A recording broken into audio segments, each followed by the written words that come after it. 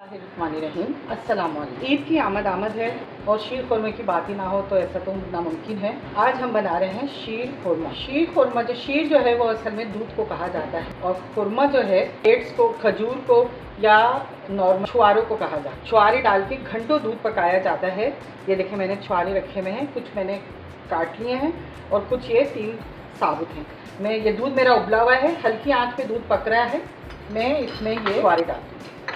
छुआरे डालने के बाद अब ये दूध पकता रहेगा। एक छुआरे नहीं हो तो आप खजूर भी, यानी जो सख्त वाली खजूर होती है वो भी इस्तेमाल कर सकते हैं। ये इसी से ही पक पक के ये ब्राउन होता है और इसी से टेस्ट आता है। असल में हम इसमें लेंगे ये 1 प्याली सेवइयाँ है। इसके अलावा इसके बारे में मैं बाद में बताऊँगी।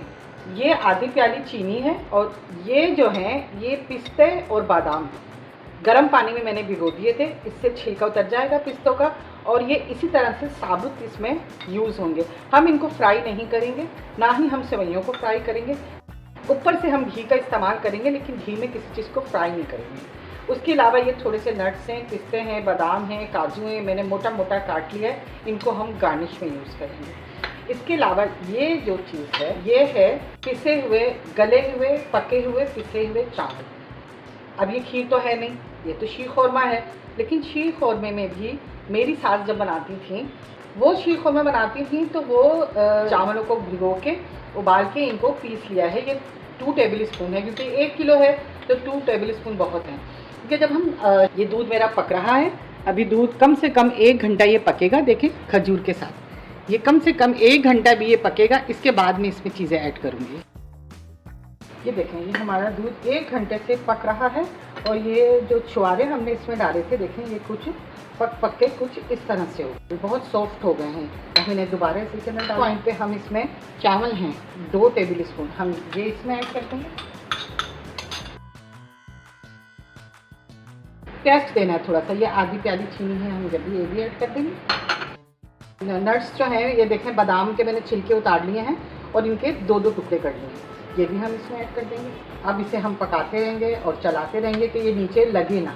ये ब्राउन हो जाता है पक पक के, क्योंकि इसमें शुगर हमने ऐड कर दी है। उसके अलावा इसमें सेवइयाँ डलती हैं और चावल डले हैं, उनसे ये गाढ़ा भी हो जाता है। तो 1 घंटे के बाद ये ब्राउन हो गई है और गाढ़ा भी हो गया। अब ये आखिर यानी 15 मिनट में तैयार हो जाएगा। अब लास्ट में हम इसमें ये जो सेवइयाँ थी, सेवइयाँ लास्ट में डालते हैं ताकि वो बिल्कुल एक हलवा सा ना बन जाए अगर हम शुरू में ही डाल देंगे। अच्छा, शीर खुरमा होता है, खीर है, शीर खुरमा है, इसके अलावा खाली शीर भी बनती है। ये तमाम चीज़ें इनको ढक के नहीं पकाना चाहिए, खुला पकाना चाहिए इनको। ये 10 मिनट देखने से हो गई, ये अब बिल्कुल तैयार है। हम इसे डिश में निकालेंगे, फिर उसके ऊपर पे बादाम और काजू की गार्निश करेंगे। तो इसका मैं डिश आउट करती हूँ।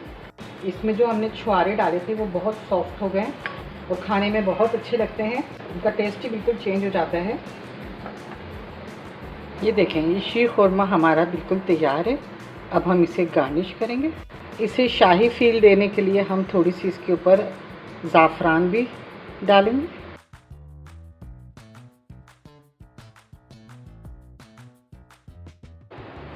ये हमने ज़ाफ़रान भी इसमें थोड़ी सी डाल दी है। ये देसी घी है, देसी घी नहीं हो तो आप बनास्पति भी ले सकते हैं। ये इस पर आप थोड़ा सा डाल दीजिए। ये गरम है, ये पिघल जाएगा। इस वक्त देसी घी का इस्तेमाल होता है। देसी घी के अंदर कोई चीज़ फ्राई नहीं होती है, बस ये टोटल मिला के कोई 1 टेबल स्पून मैंने डाला है इसके अंदर, बस। ये हमारा शीर खुरमा तैयार है। तो देसी घी जो था वो पिघल गया है और बहुत अच्छे शाइनिंग और बहुत अच्छा लुक आता है ये देसी घी डालने से। मेरी रेसिपी पसंद आई हो तो लाइक करें, शेयर करें और सब्सक्राइब करना मत भूलिएगा।